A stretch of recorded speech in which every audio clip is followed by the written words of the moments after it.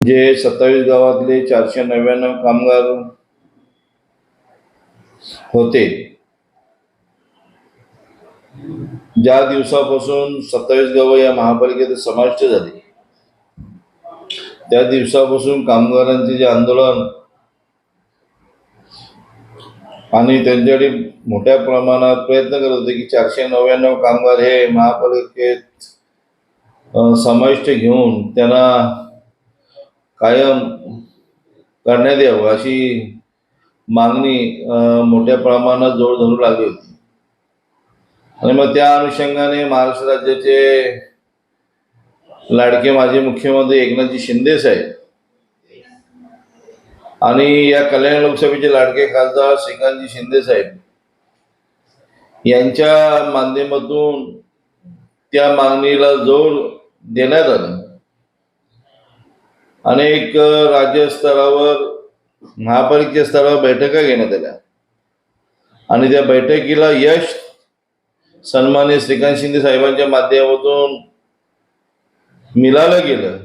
आणि आज नवरात्राच्या खरं तर 15 ऑगस्ट रोजीच आपण त्या 499 कामगारांपैकी 21 कामगारांना पत्र दिलं होतं, पण काही कामगारांचे पेपर पडतानाच वेळ लागलं गेलं. पेपर, पोलीस पंचनामा या सर्व गोष्टी करण्यासाठी आज नवरात्राच्या दिवशी आज त्यांना 499 कामगारांना सन्माननीय खासदार साहेबांच्या यांच्या अथक प्रयत्नाने, अथक मेहनतीने आज त्या कामगारांचा प्रश्न सुटलेला आहे. आणि आज त्यांना आयुक्तांच्या माध्यमातून, आपल्या सर्व पदाधिकाऱ्यांच्या माध्यमातून आज त्यांचं नियुक्तीपत्र देण्यात आलं. अतिशय आज 499 कामगारांमध्ये आनंदाचा उत्साह, 27 गावामध्ये असलेल्या कामगारांमध्ये अतिशय आनंदाचा उत्साह बघायला मिळत आहे.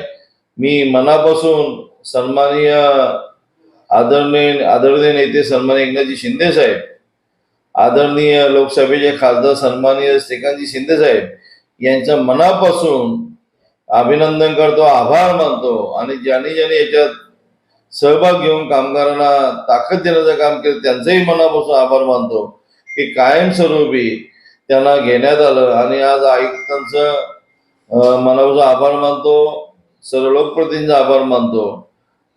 आणि आज दुर्गादेवीचा त्यांना खरोखर मोठ्या प्रमाणात आशीर्वाद भेटलेला आहे. कडू बोल वृत्तवाहिनी, सत्याचा कडवट आवाज.